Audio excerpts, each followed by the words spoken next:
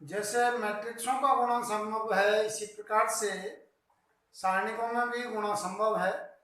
हालांकि हम जानते हैं कि सारणिक किसी भी वर्ग मैट्रिक्स का संख्यात्मक मान होता है, तो अलग अलग सारणिकों को हल करके भी गुणा किया जा सकता है।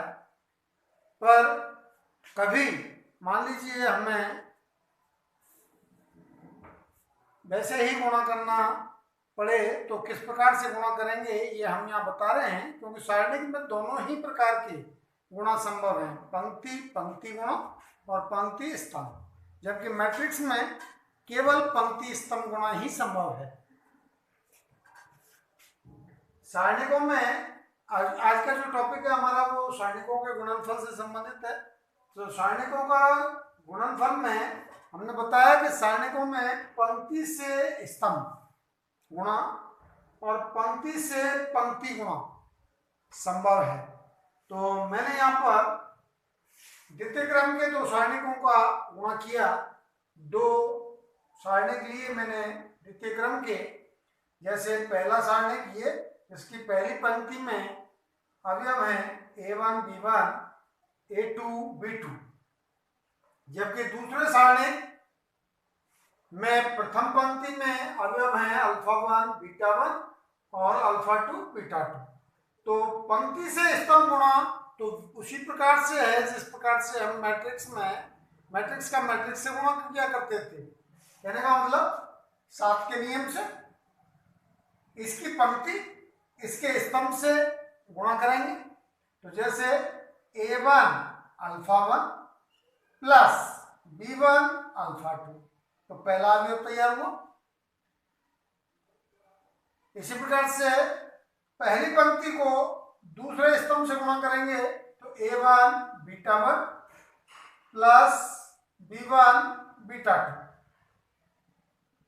अब दूसरी पंक्ति को पहले स्तंभ के साथ गुणा करेंगे a2 अल्फा1 प्लस b2 अल्फा2। इसी प्रकार से लास्ट अवयव प्राप्त करने के लिए दूसरी पंक्ति को दूसरे स्तंभ से गुणा करेंगे a2 बीटा1 प्लस b2 बीटा2। तो इस प्रकार से हमारा ये सारणिक का सारणिक से गुणा हो जाता है। अगर मान लीजिए बाय द वे आप ये चाहते हैं कि मैं तो वैसे ही गुणा करूंगा, तो कर सकते हैं, इनका आपस में गुणा करें, मतलब इस सारणिक को पहले हल कर लें फिर इस सारणिक को हल कर लें। तो सारणिक क्या होता है? संख्यात्मक मान। तो इन दोनों के संख्यात्मक मानों का गुणन इन सारणिकों के गुणा के बराबर होता है। इसी प्रकार से यहाँ पर हमने अब पंक्ति गुणा को समझाया, क्योंकि यहाँ पर दोनों ही प्रकार के गुणा संभव है। तो यहाँ पर पहली पंक्ति को पहली पंक्ति से गुणा किया a1 अल्फा1 प्लस b1 बीटा1। अब इसी पहली पंक्ति को दूसरी पंक्ति से गुणा करेंगे a1 अल्फा2 प्लस b1 बीटा2। अब दूसरी पंक्ति को पहली पंक्ति से तो a2 अल्फा1 प्लस b2 बीटा1। अब लास्ट अवयव प्राप्त करने के लिए दूसरी पंक्ति को दूसरी पंक्ति से गुणा करेंगे तो a2 अल्फा2 प्लस b2 बीटा2। इस प्रकार से हमें ये दोनों ही मान समान प्राप्त होंगे, क्योंकि ये आपको देखने में लग रहा है, क्योंकि सारणिक का पहला गुणधर्म ये था कि पंक्ति को स्तंभ में, स्तंभ को पंक्ति में बदलने से सारणिक के मान पर कोई प्रभाव नहीं पड़ता है। अगर मैं मान लीजिए इस को चेंज कर देता हूं तो यहाँ पर ये पहली पंक्ति पहला स्तंभ बन जाएगी और दूसरी पंक्ति दूसरा स्तंभ बन जाएगी, और उसी प्रकार से गुणा की स्थिति बन जाएगी। अब तृतीय क्रम सारणिक को समझाएं कि तृतीय क्रम सारणिक कैसे हल होते हैं। तो जैसे हमने द्वितीय क्रम को समझाया वैसे ही तृतीय क्रम है, लेकिन वहां 3 पंक्ति होंगी, 3 स्तंभ होंगे। जैसे तृतीय क्रम की दो सारणिकों का गुणा जैसे हमने 2 क्रम की सारणिकों का गुणा समझाया, उसी प्रकार से 3 क्रम की सारणिक का तृतीय क्रम की सारणिकों का गुणा भी संभव है। तो हमने यहाँ पर तृतीय क्रम की सारणिक में पहली सारणिक की पहली पंक्ति है हमारे पास A1 B1 C1, दूसरी है A2 B2 C2, तीसरी है A3 B3 C3। इसी प्रकार से दूसरे सारणिक में प्रथम पंक्ति में alpha 1 beta 1 gamma 1, alpha 2 beta 2 gamma 2, alpha 3 beta 3 gamma 3 है। अब हमने पंक्ति स्तंभ गुणा को समझाना चाहा, तो इसकी पंक्ति इसके स्तंभ से गुणा होगी। तो जैसे इसकी पहली पंक्ति इसके पहले स्तंभ से गुणा होंगे, तो A1 alpha 1 plus B1 alpha 2 plus C1 alpha 3। इसी प्रकार से पहली पंक्ति को जब हम दूसरे स्तंभ से गुणा करेंगे तो दूसरा अवयव बनेगा A1 beta 1 plus B1 beta 2 plus C1 beta 3। इसी प्रकार से पहली पंक्ति को जब हम तीसरे स्तंभ से गुणा करेंगे तो अवयव बनेगा A1 gamma 1 plus B1 gamma 2 plus C1 gamma 3। इसी प्रकार से अब हम दूसरी पंक्ति को पहले स्तंभ के साथ गुणा करेंगे, तब ये प्राप्त किया। दूसरी पंक्ति को दूसरे स्तंभ के साथ गुणा किया तो ये प्राप्त किया। इसी प्रकार से दूसरी पंक्ति को जब तीसरे स्तंभ के साथ गुणा किया तो ये प्राप्त किया। तो मेरी बात को समझ गए होंगे। अब जैसे यहाँ तीसरी पंक्ति से गुणा करना है तो तीसरी पंक्ति पहला स्तंभ, फिर तीसरी पंक्ति दूसरा स्तंभ यह अवयव, फिर तीसरी पंक्ति तीसरा स्तंभ यह अवयव प्राप्त किया। तो इस प्रकार से हमने पंक्ति स्तंभ गुणा को समझाया। तो अगर हम मान लीजिए बाय द वे हम पंक्ति पंक्ति गुणा करेंगे तो इस प्रकार से चलेंगे। पहली पंक्ति से पहली पंक्ति, दूसरी पंक्ति से पहली पंक्ति, तीसरी पंक्ति से। इसी प्रकार से जब हम पहली पंक्ति के अवयव प्राप्त कर चुके होंगे तो दूसरी पंक्ति को पहली पंक्ति से, दूसरी पंक्ति को दूसरी पंक्ति से, दूसरी पंक्ति को तीसरी पंक्ति से गुणा करके दूसरी पंक्ति प्राप्त करेंगे। और इसी प्रकार से तीसरी पंक्ति को पहली पंक्ति, दूसरी पंक्ति और तीसरी पंक्ति से गुणा करके तीसरी पंक्ति प्राप्त करेंगे। और अगर भाई जब कहीं कठिनाई आती है तो पहले इन दोनों सारणिकों को हल कर लो अलग अलग, और दोनों का गुणन जो करोगे वो इस सारणिक के गुणन के सारणिक के संख्यात्मक मान के बराबर होगा। यहाँ पर हम ये भी कहना चाह रहे हैं कि सारणिक में समान क्रम का सारणिक ही गुणा हो जरूरी नहीं है। दो भिन्न भिन्न क्रम की सारणिकों का भी गुणा किया जा सकता है। तो यहाँ पर नोट डाल दिया है हमने, दो भिन्न भिन्न क्रम की सारणिकों का गुणनफल भी संभव है, जिसे मैं उदाहरण के माध्यम से समझाने का प्रयास कर रहा हूं कि कैसे गुणा करना है। दो भिन्न क्रम के सारणिकों को कैसे गुणा करना है, तो मैंने यहाँ पर ऐसा ही उदाहरण लिया है, जैसे डेल्टा 1 डेल्टा 2।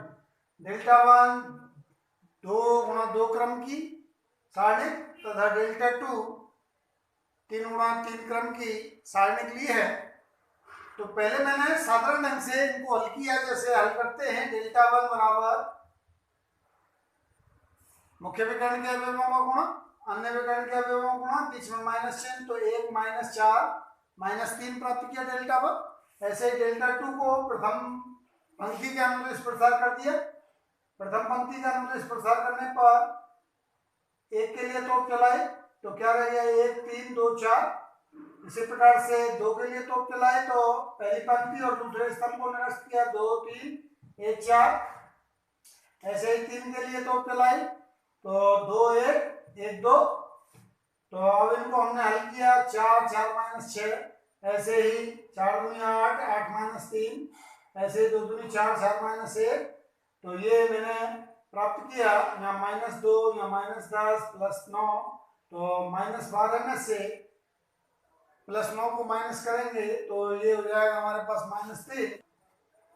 -3 गुणा -3 होगा हमारे पास +9। इसी चीज को हमने यहाँ पर शो किया है। तो देखिए, आप अलग अलग सारणिकों को हल करके फिर गुणा करें, या पहले एक जैसी क्रम की सारणिक बना करके हल करें, बात एक ही है। अब देखिए मैंने डेल्टा वन को भी तृतीय क्रम सारणिक में कन्वर्ट कर दिया, जैसे 1 0 0 और एक पहले स्तंभ में 1 0 0 लिख करके, क्योंकि जब हम तोप चलाते हैं तो इसी के लिए यही तो आता है। तो यह हमारा तृतीय क्रम सारणिक तैयार हो गया। अब इस तृतीय क्रम सारणिक को इस तृतीय क्रम सारणिक से गुणा करने के लिए मैं पंक्ति पंक्ति या पंक्ति स्तंभ कोई से भी गुणन को काम में ले सकता हूँ। तो मैंने यहाँ पर काम में लिया पंक्ति स्तंभ गुणा, तो मैंने इसको गुणा किया, पहली पंक्ति को पहले स्तंभ से गुणा किया तब ये प्राप्त किया। इसी प्रकार से पहली पंक्ति को दूसरे स्तंभ से गुणा किया तो ये प्राप्त किया, और पहली पंक्ति को तीसरे स्तंभ से गुणा किया तो ये प्राप्त किया। देखो 1 गुणा 3, 0 गुणा 3, 0 गुणा 4। तो इसी प्रकार से जब मैंने दूसरी पंक्ति को पहले स्तंभ के साथ गुणा किया तो ये प्राप्त किया, दूसरी पंक्ति को दूसरे स्तंभ के साथ गुणा किया तो ये प्राप्त किया, दूसरी पंक्ति को तीसरे स्तंभ के साथ गुणा किया तो ये प्राप्त किया। इसी प्रकार से तीसरी पंक्ति को पहले स्तंभ, तीसरी पंक्ति को दूसरे स्तंभ, तो तीसरी पंक्ति को तीसरे स्तंभ के साथ गुणा करने पर ये मैं तीसरी पंक्ति प्राप्त करता हूँ। तो हमने क्या देखा यहाँ 1 2 3 4 5 11 5 4 10। अब हमने प्रथम पंक्ति के अनुदेश से प्रसार किया, तो एक के लिए जैसे मैंने तोप चलाई तो ये बचा 5 11 4 10, ऐसे ही 2 के लिए तोप चलाई तो ये गया तो 4 11 5 10, ऐसे ही 3 के लिए तोप चलाई तो ये बचा 4 5 5 4। तो यहाँ से हमने द्वितीय क्रम सारणी को हल किया, 10 पंजे 50, 50 माइनस 44 तो 6। ऐसे ही यहाँ पर 10 चौको 40, 40 माइनस 55 तो माइनस के 15, माइनस के 15 2 से गुणा होकर के माइनस माइनस प्लस 30 हो जाएगा। ऐसे ही यहाँ 4 चौको 16, 16 माइनस 25 माइनस का 9 आएगा, माइनस के 9 को 3 से गुणा करेंगे तो माइनस 27, 36, 30 और 6 36, 36 में से 9 गए तो 9। तो हमने देखा कि अगर हम यहाँ से डायरेक्ट भी गुणा करते तब भी हमारा काम हो रहा था। इसका मतलब हम सारणिकों को पहले हल कर लें फिर गुणा करें, या इस पद्धति से मैट्रिक्स जैसे हल करते हैं, मैट्रिक्सों को गुणा करते हैं, उस प्रकार से भी गुणा किया जा सकता है। यह आपके स्वविवेक पर निर्भर करेगा कि आप कैसे गुणा करते हैं। तो आज मैंने प्रोडक्ट ऑफ डिटरमिनेंट्स को समझाया। कल मैं राजस्थान बोर्ड में आने वाले महत्वपूर्ण उदाहरणों पर फोकस रखूंगा और उस पर आधारित कैसे सवालों को हल करना है इस पर ध्यान देंगे। तो धन्यवाद।